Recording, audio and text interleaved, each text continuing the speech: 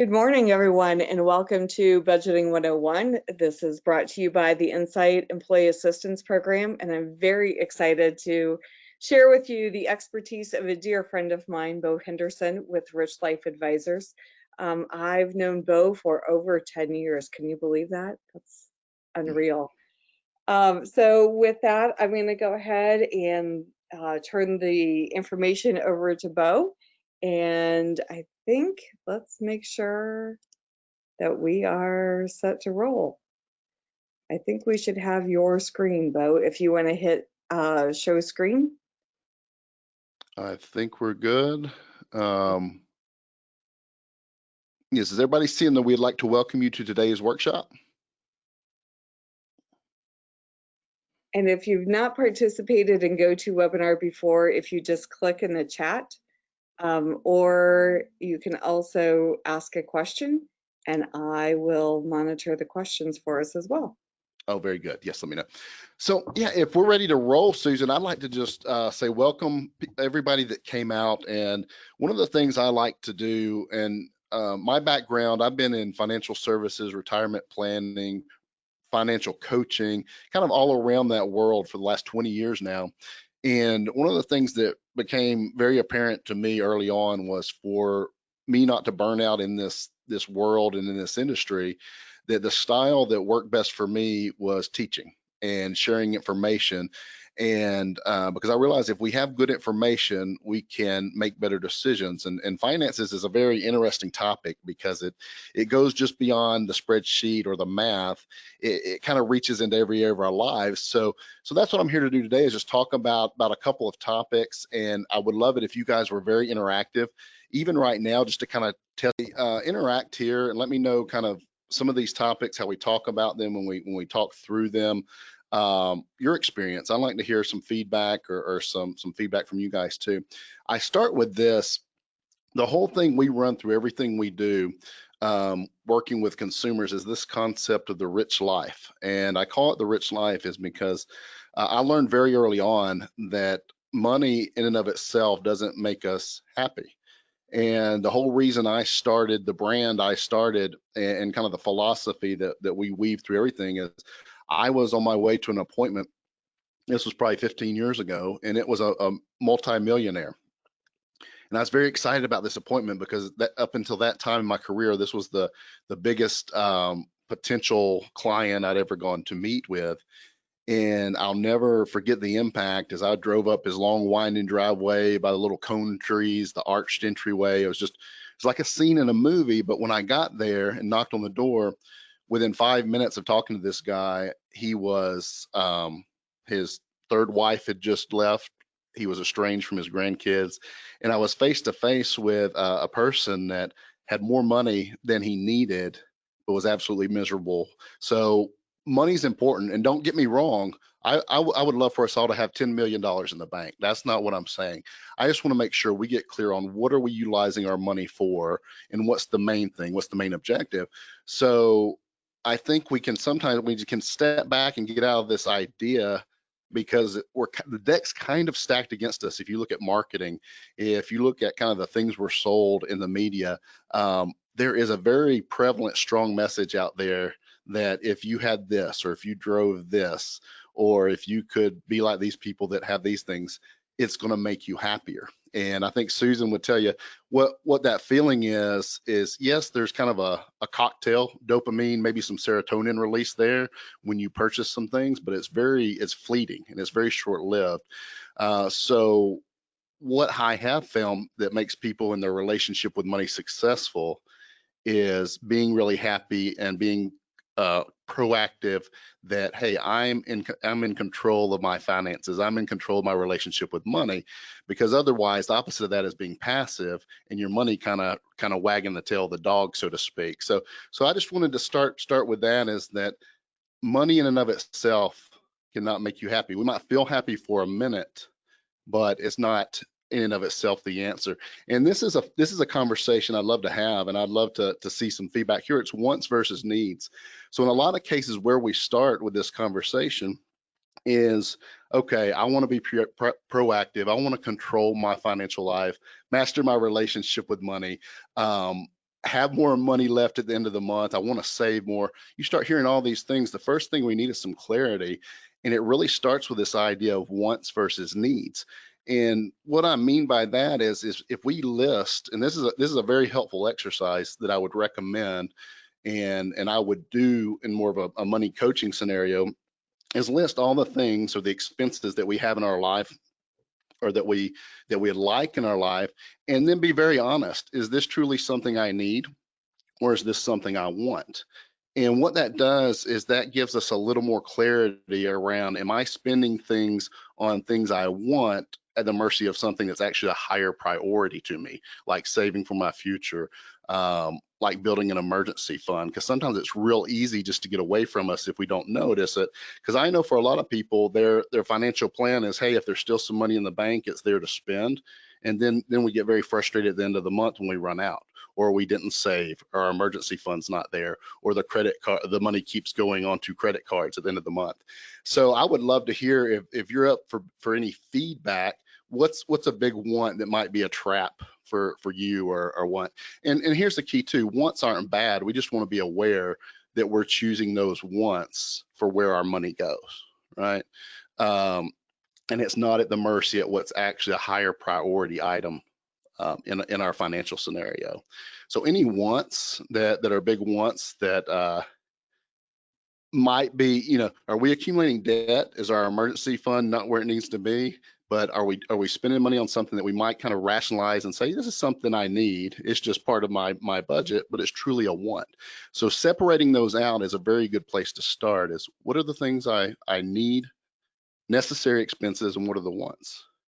Now, I was talking about this a little bit from a psychological standpoint. We purchase items thinking, if I have that, I'll be happy. And a lot of times that's the decision making that goes into why we buy things. And as I said, there's a very physical reason too. It makes us feel good, but there's a difference between making us feel good in the moment and actually truly making us happy.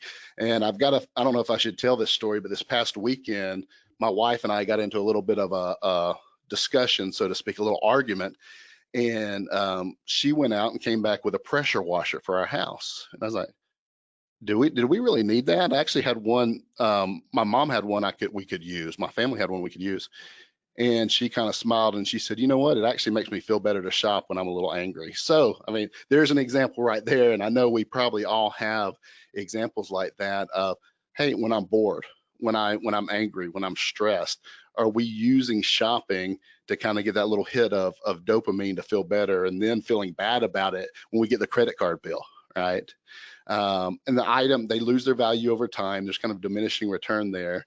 And what happens, it creates a cycle, almost like a debt cycle that we'll talk about later, is that we buy that item, it doesn't quite make us happy like we think it will, or it starts diminishing. So guess what? We're looking for that next item, and then the next item and the next item.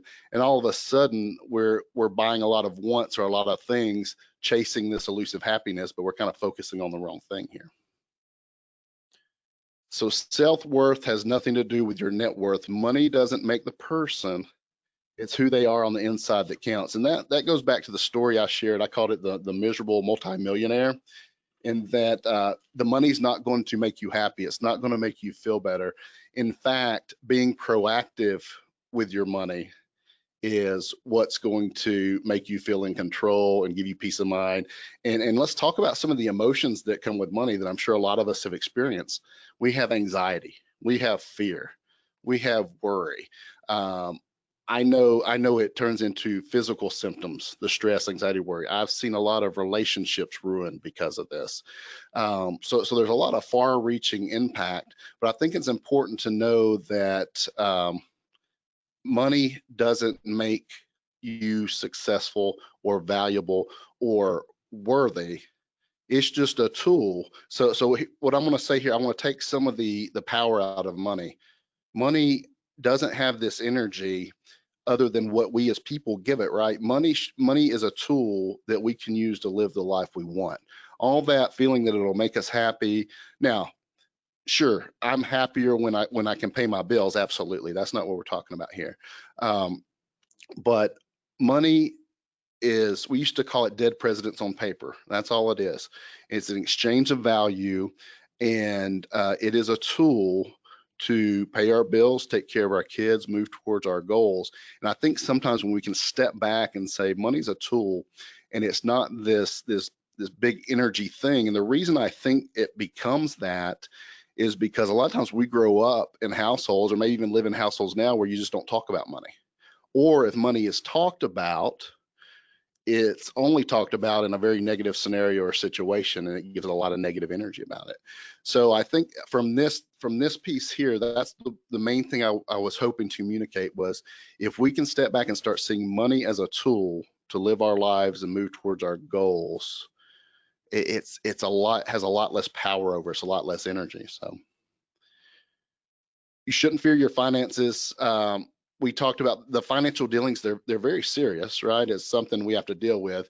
But let's shift. Let's be the minority here, and let's shift to being proactive and in control of our finances. And part of being in control of our finances is asking the question, am I controlling everything I can control? Right? Am I working on that emergency fund? Am I working on that spending plan? Am I getting clarity around the needs and wants?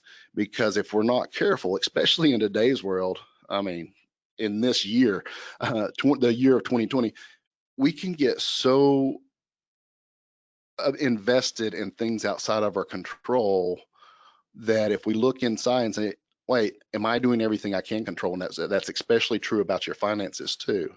And when you're in control of it, you're proactive, and you're controlling that ship. You're in control of the money, as opposed to being reactive, passive, and letting it be the problem. If you control your savings, expenses, and your earnings, you can create that mindset. We talked about the self-worth and the attitude about money. And here's another one. There's no point in waiting for your situation to improve before we start to address our money issues. And I call this the when I, then I game. I've seen some, and I've done some of these myself. And it's funny. It's okay. When I get that next credit card paid off or paid down a little bit, then I'll start my financial plan and work on a budget. I've even seen some as far removed as, hey, when I lose that next 10 pounds and I have more energy and I feel better, then I'll start addressing my money issues. So that's a lot of times, I believe, rationalization and excuses of why not to start. So really what I'm trying to communicate there is the best time to start is right now. And don't have a swing for the fences mentality, especially if we're dealing with a lot of debt or we're starting from zero with our savings. We want small incremental changes moving you towards a goal, as opposed to saying, well, I'll just wait until I can completely, I can fund 6 months emergency fund.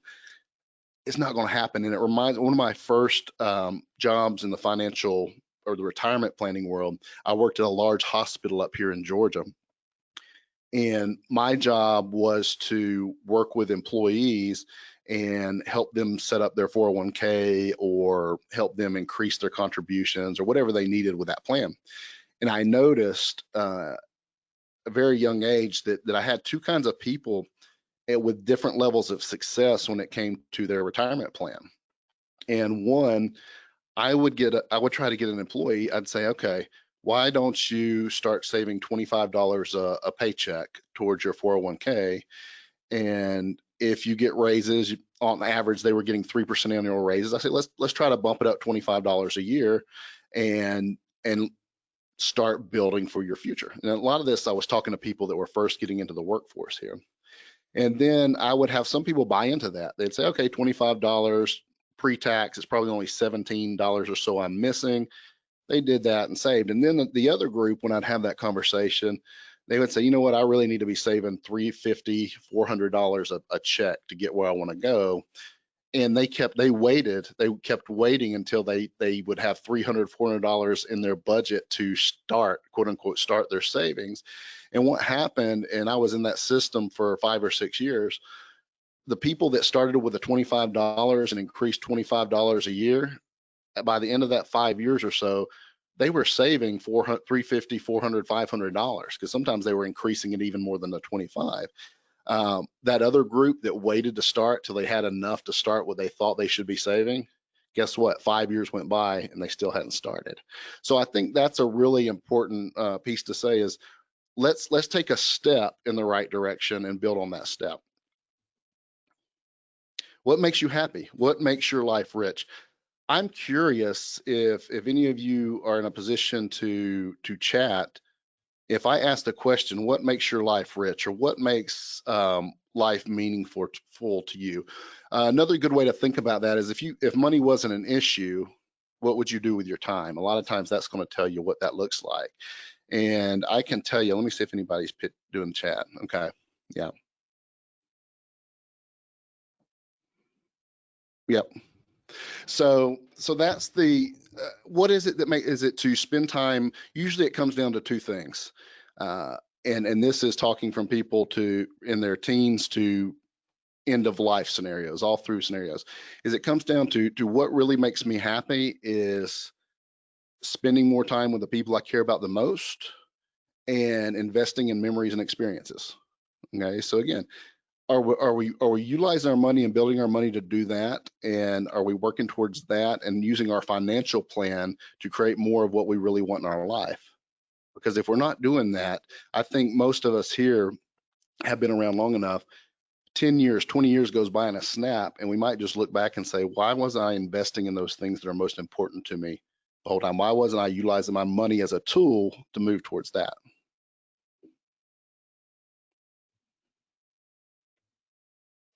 Hard work. So the bad thing is, like I talked about, rarely is it a scenario to where you win the lottery and we can just fix everything at one time. It takes some work, it takes some dedication, it takes persistence, and it's a commitment to, hey, I'm going to be in control of my finances.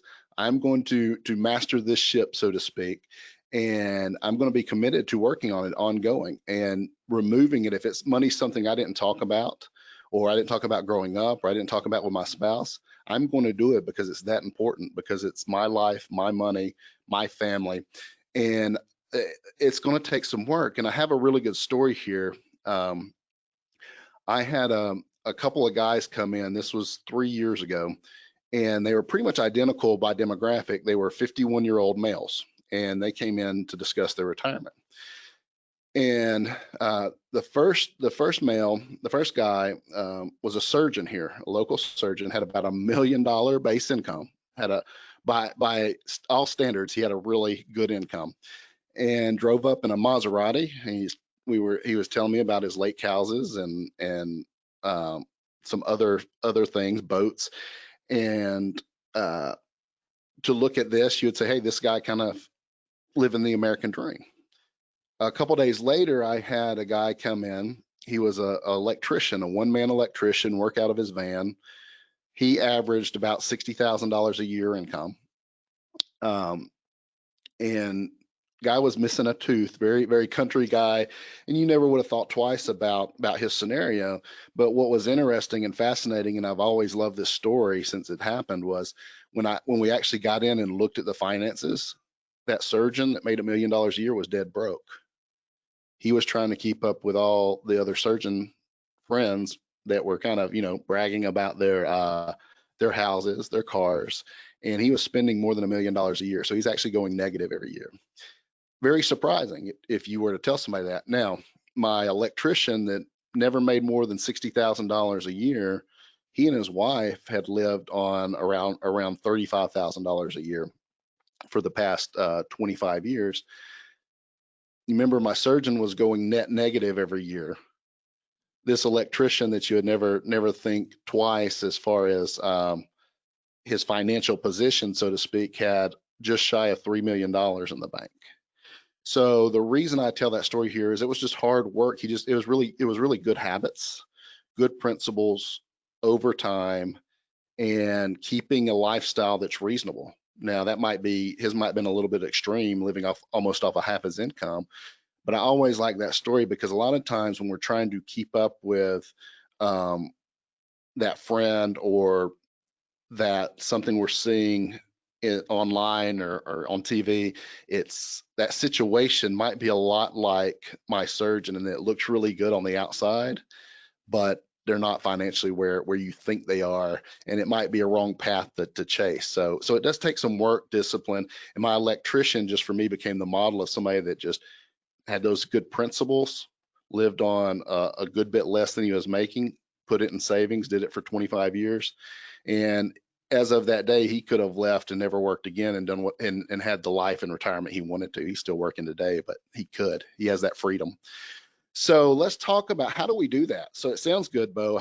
But how do we do that? So one of the things we do need to look at budgeting, and how do we do that? How do we get this? So what I've said to this point, and a lot of the context to this point, was just to make the case, because I didn't want to jump right in and say, okay, let's talk about making a budget, because a lot of you would have tuned out because it doesn't sound like a fun thing to do.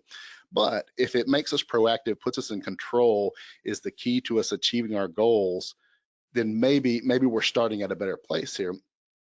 So where we start with a budget, and there's a lot of worksheets you can use. There's some agencies, some nonprofit agencies I'll give you resources to later that can help with this, is we develop a budget. First, we got to get very clear on our income and expenses. Okay, how much is coming in, how much is going out? And usually we have a pretty good idea about what's coming in. We kind of know what's hitting our checking account every month. It's very rare that I run across a scenario when somebody has a really, really solid idea. Now there are some exceptions of the actual expenses that are going out and where the money leaks are, right? What are the money leaks in the scenario? So getting a very clear snapshot of what does my income and my expenses look like, and then what that does is that gives us, okay, what's left? Or is there anything left? Or do we need to shift the conversation to generating more revenue? But in this case, if I have a very clear picture of my expenses and my income, we can figure out, okay, what is there to work with after my base expenses are paid?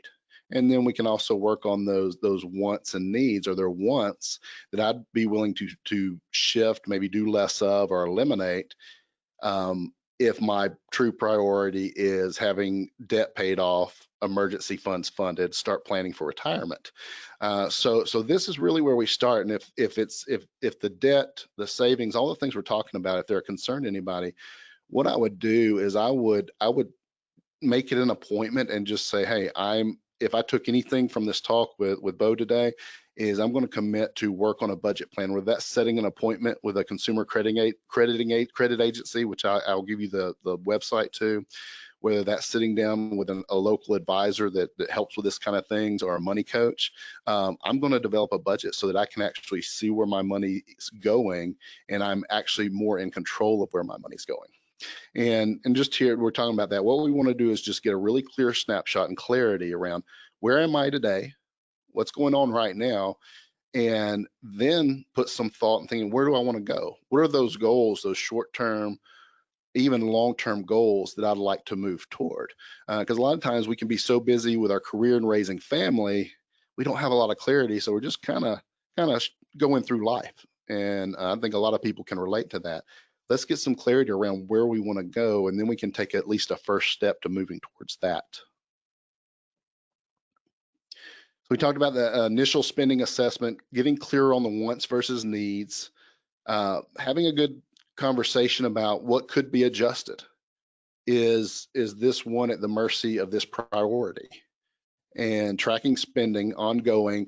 And for those of you that are couples or have significant others, that's one of the biggest things I can say. If you want to increase intimacy in your relationship, and this sounds funny in a financial webinar, right?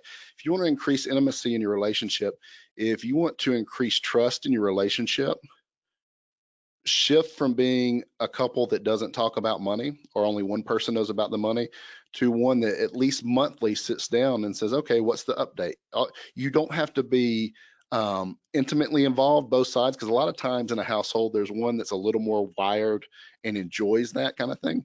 But I do think, and I have seen a monthly same page meeting being very valuable, so that everybody knows what's going on, everybody knows where things stand, and there's not any surprises. There's not surprises that are going to blow up. And we talked about that earlier. The issues, the counseling that comes up from finances, the divorces that come up from finances. This is one thing we can do to improve relationships. So how can finances improve our relationships? Let's talk about it. And when we're removing energy when it's just something that we have to deal with, so we talk about it. And if you're not a couple, talk about that with your advisor, or have those conversations with someone on your team, so that you're kind of the same thing. You're removing that power, because hey, we deal with money for our whole life to live, so we just talk about it. It's not something that's only coming up in bad situations or negative situations. So emergency fund. So our goal here is, we're dealing with life and we're dealing with humans. So things are going to come out. We can have a very pretty, perfect spreadsheet of a budget, and something's going to come up. And it seems like almost monthly something comes up sometimes outside of our budget, our baseline. So really a good goal is to have 3 to 6 months of living expenses. And by living expenses, it doesn't have to necessarily be 3 to 6 months of your income. So say your income's $5,000 a month and your expenses are $3,000 or $3,500. We want 3 to 6 months of that actual expense number that we could survive if things got off plan. And it's very important now, and I think a lot of people are seeing it right now, because a lot of people have been getting bought out, laid off, and things like that. And without an emergency fund, we're either tapping into retirement savings, or we're just getting in a really bad position. So the 3 to 6 months. So on the extreme example, we don't want necessarily 2 to 3 years worth of cash in the bank. We'd want to invest that for the long term. But what if I'm starting with nothing? What if I have no emergency fund at all? The first thing I would like for you to think about is, what could I do when I do that work, that budget, I find any kind of gaps? Could I put $100? Could I put $200 a check towards that emergency fund, and make your first goal to get about $1,000 saved? If we can start our emergency fund at $1,000, then that's going to protect us from a lot of things that put us in a really negative credit card cycle in a lot of cases. And what happens is, okay, if I have no emergency fund, something unexpected comes up, guess what happens? We put it on a credit card. And we start working on that credit card. By the time it gets about paid off, guess what happens? Another event or another expense that we have to fund. So it can get you in this never-ending cycle. And that $1,000 fund will help eliminate a lot of that. It gets you out of that debt credit card cycle. And then from that $1,000, what we want to do is just keep going, right? Okay, what's the next step to get me to 1 month reserve in my emergency fund? Maybe we keep that $100 or $200 saving until we get to 1 month. Then it can grow to 3 months and over time. And a lot of times how we break that down, if you have two incomes, two, say, W-2 incomes in a family or a household, you can a lot of times err more on the three-month side. If you just have one income, or maybe not consistent income, that's when we'll err more to the 6 months. And some of it's just personal preference. If you're a little more conservative and just like that security, the 6 months will work. And we do even have scenarios 9 to 12 months, but I think that's a good place to start, is get in that 3 to 6 month range. So I was telling you that if we want help with this, there are some nonprofit agencies out there that will help do this financial analysis. They'll help with a budget. They'll even potentially help in certain cases if it makes sense to consolidate debt. If the debt's a really big issue and it's going to be really hard to get out of control, you'll have to go through some steps to make sure you fit the program. But some of these credit agencies actually can help you consolidate. But do be careful, because there's a lot of quote unquote credit consolidating firms out there that aren't legit. They're not they're doing something, they're trying to consolidate your deal, but they're doing it in a way that's going to cost you more money and potentially really mess up your credit. So as far as if you're looking for this, say, you know what, that might be my action item. In the next 2 weeks, I'm going to reach out or go to the website, and I'm going to set up an appointment to work on my budget. Hey, I would love to hear that some people walked away from this with that action item to start that process, because with clarity of the snapshot of where we are, it kind of sets all of these things into motion we're talking about. But the one I recommend you checking out is Consumer Credit Counseling Services. Consumer Credit Counseling Services. and it's nfcc.org. That's Nancy Foxtrot Charlie Charlie.org, nfcc.org. So that's a good place to start if you're saying, you know what, I'm not really in a place where I want to talk to a financial advisor. I just want to get to a good place to move forward and start.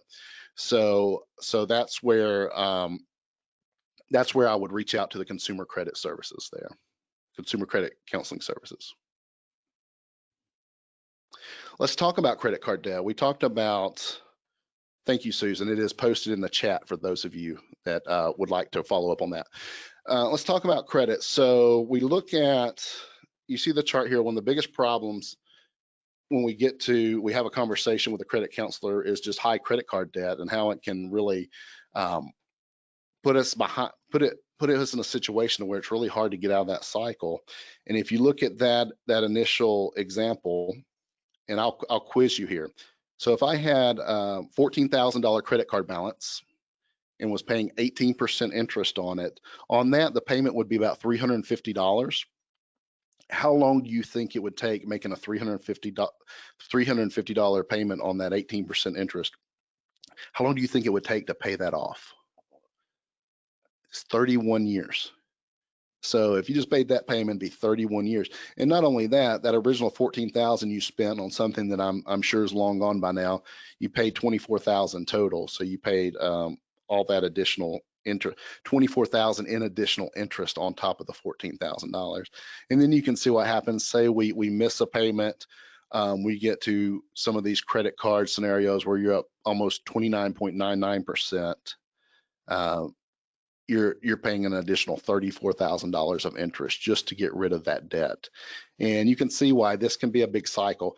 And that's why we want to avoid using credit cards as our emergency fund, because it can really put us behind the 8 ball when we're trying to do other proactive goals like saving and moving forward. So how do we get out of debt? I think a lot of you may have heard of a debt snowball method. So what we want to do there is we literally want to, on a sheet of paper, is list every debt we have, and you can do from your credit cards, this can be health bills, this can be even automobiles, cars. And the traditional debt snowball, this is more of a psychological model, right? It's you line them up in order from the smallest balance to the highest balance. And what you're doing is with that, say when you work through your budget and you say, okay, there's $200 I have to work on my goals and my objectives, or that I can put towards my debt elimination plan. So what we would do is we'd add $200 to that payment until that first payment's gone. And then that 200 plus the amount you're paying and that first debt's gone goes to the second. And then all that plus what you're paying. So it just kind of snowballs. And why I said it's a psychological model is it's really working off of quick wins. So say I have a credit card that has $500 balance on it. I get that paid off in a couple months. I got a win. It's eliminated. I freed up extra money and I can move to the next. In a lot of cases, that works best for people because they see the movement the fastest. Now, the modified snowball method, it's an option. And you're not getting necessarily the psychological wins that can be very motivating, but what you're doing there is you're just lining up your debt from highest interest to lowest, and you're attacking everything we can. Anything extra in the budget is going to go towards that highest interest item till it's gone, and then it's applied to the next. Either one's fine. It's just having a plan and a strategy and moving towards that and knowing yourself. Am I a person that's going to feed off of momentum and the quick wins, or am I more just concerned with taking every extra penny towards the highest debt, even if it takes me a year to knock off the first one? And then the credit counseling, use those resources. They're free to low fee. I think the last time I had somebody referred to that consumer credit counseling service I recommended, I think it was capped out at, you paid up maybe a $50 fee. So very reasonable, no fee to very minimal fee to have help with that. So building an emergency fund, we talked about that. We're planning for life's unexpected emergencies, and we're looking at conservative vehicles. What I wanted to talk about here was right now we're in what you would call a very low interest rate environment, which means when you look at savings rates, when you look at CDs, when you look at places we would put an emergency fund, there's not a lot of really high yielding options out there. About the best I've seen, if you're looking for a better option than maybe the brick and mortar bank you're working at, is a lot of times we'll use something like Barclays online savings account, and it might be paying 1% now. It's somewhere in that range. So it's paying a higher yield, and it is completely liquid, and you could utilize it with your existing checking account. But we do need to have that money somewhere that is liquid and that is not at risk. So this isn't money we'd ever have invested or anything like that. So say we've talked about debt, and we're getting on top of our debt plan, or we're working on savings. We're thinking, you know what? I like the sound of that story about your electrician who had almost $3 million in the bank in his early 50s and had the option to retire. So one of the things that I want to make sure we're thinking through when it comes to priorities is, one of my priorities saving for the future beyond the short-term needs of the emergency fund. Is it to save for the long term? Because depending on the age of the person here, this is a whole different class, but Social Security may not be what it is for our parents. And we might have to save more money. That might be more on us to create our own pensions and save more money. So this is a really easy concept that I think is very powerful, and it's the rule of 72. And what it's stating, that if you have a given interest rate, so say for example, if you're in a diversified market portfolio in your 401k, and it averaged 8%, what you would do is you divide 8 into 72, and that will tell you the number of years it would take that money to double. Okay, so say we built up, we maxed out last year and had we now have a balance in our 401k grown to $20,000. Okay, if we're averaging 8% interest rate, that $20,000 would double in 9 years to 40,000 plus contributions and growth that you put in. So the rule of 72 is just a real powerful metric or tool that we can use to say, okay, how many more time periods do I have? So in this case, if we're working with the 8% average, how many 9-year periods can I double my money? And that can be very motivated and give us some tangible math as to, okay, I see now I have a goal to have $1 million at 60 years old in my 401k. That's the reason I with using math, I backed into it. That's why I'm saving $300 a paycheck, as opposed to I'm just saving, hoping it's enough. We start using some math to put a little more concrete modeling around that number. So the rule of 72 is a really powerful concept. So again, the average interest rates you would get on your investment, divide that into 72, and that'll tell you the number of years it took to double. So one more example. So say it was 10, say it was a 10% interest rate, then you're looking at 7.2 years to double. Okay, so you can kind of play with that, and that could also determine, based on your risk tolerance, how you allocate your 401k. Is it going to be completely market driven equities, or is it a 60-40 portfolio? And a lot of that has to do with your timeline, your goals, when you plan to retire, but just a simple tool. So I hope the rule of 72 is one concept or principle that's been helpful to play with there.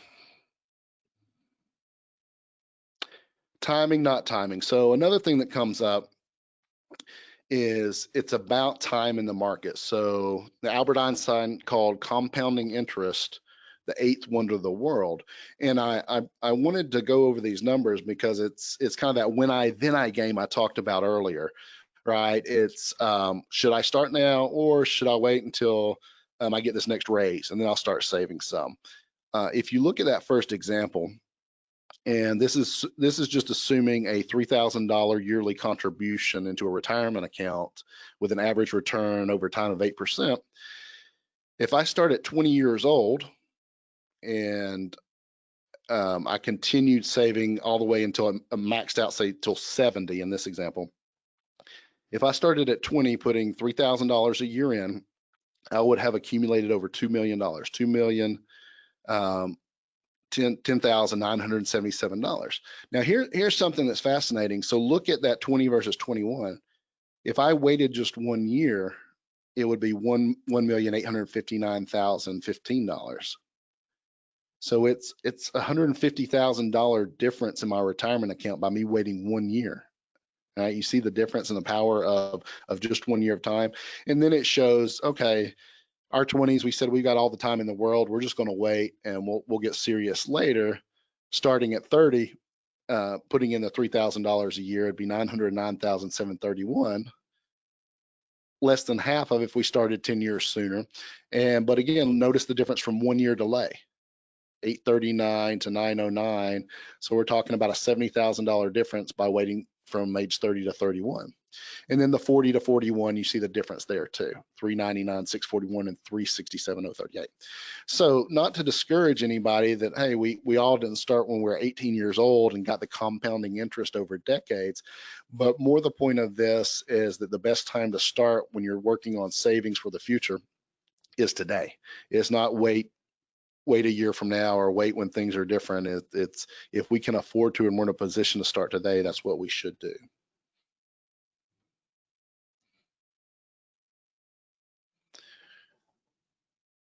And we talked, and a lot of you are going to have access to 401ks, potentially Roth 401ks. We can talk about stocks, bonds, mutual funds. I think that's probably context for another discussion if we want to talk about specific investments, how they work, how to allocate them. But just for familiarity, these are the kind of things we're talking about when we're talking about saving for the long term. And getting to the next level is I'm kind of winding down here. I'd love to see if you have any questions, but a couple things, just have you made a budget before? And if not, do we walk away with an action item or a commitment to say, you know what, the benefits of doing this and mastering my relationship with money, me being in control, me being proactive, it sounds really good. I hope some of you walked away. I'd love it if you said yes or raised a hand in the comments, that I'm going to walk away with an action item to work on that. I'm going to take control. I'm going to be proactive in my approach to money. Do you have debt you're dealing with? And if you do you have a debt repayment strategy? And if not, we talked about the different methods of snowball planning. Is that a takeaway? Okay, you know what? I'm going to put on my calendar that I'm going to work on a snowball plan.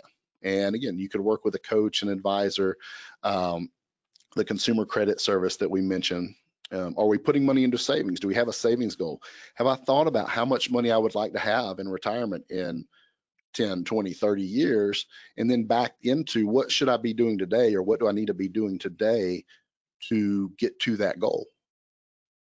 And not just waiting and one day figuring out, we're 5 years from retirement and then we're doing that kind of calculation. Let's go ahead and plan today on that. And how much is in your emergency fund? Am I in the credit card emergency fund cycle because I'm using my credit card as an emergency fund? Or have I put aside or made at least that first goal, there's another action item if the emergency fund's not there, to work on that first $1,000 to have in the savings account to try to get me out of that credit card emergency fund cycle.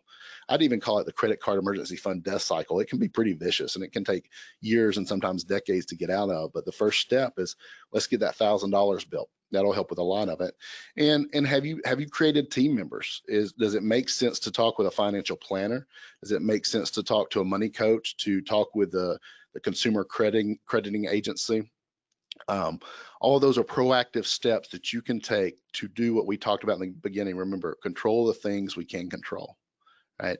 And that's what I'm hoping from this class. I hope there's some good ideas, some good information, and my goal is that everybody walked out of here with at least one thing, one item that could be an action item that they could work on, whether it's the budget, whether it's the debt plan, whether it's the emergency fund, whether it's the retirement plan, modeling out into the future, that everybody has one or a couple of action items to say, hey, I'm going to do this. I'm going to take control of this.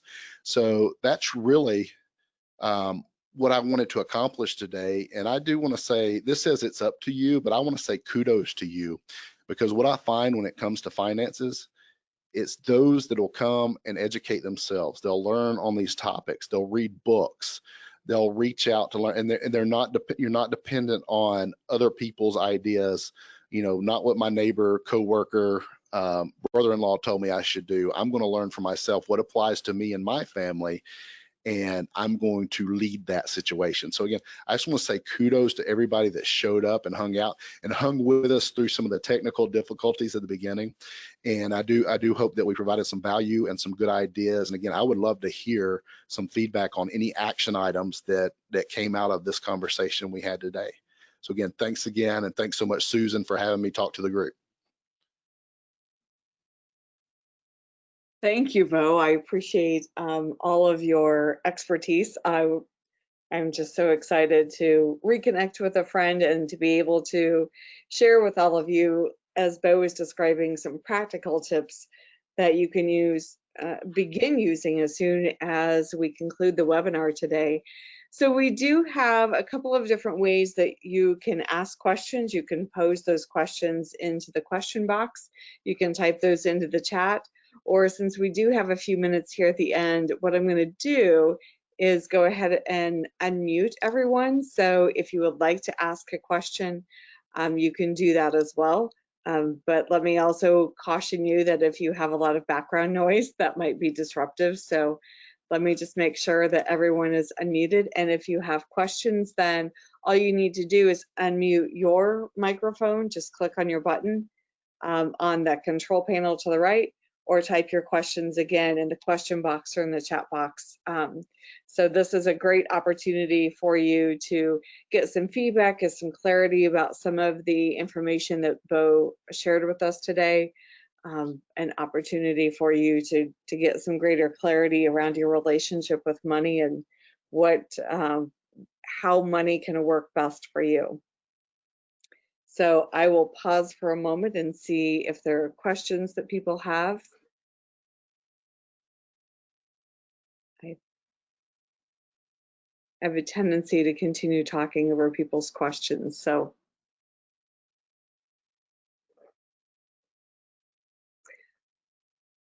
All right, well, certainly hopefully all of you that are participating in the webinar today know how to reach out to Insight Employee Assistance Program.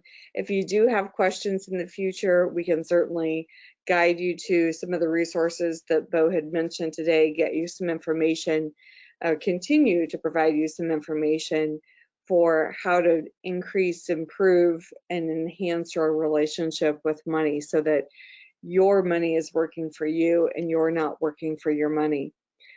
As always, we love serving you as your employee assistance program. If you have any questions, our office number is 402-488-1032. And you can also obviously check us out on the web as well. I will go ahead and type that phone number into the chat. And thank you all again for participating.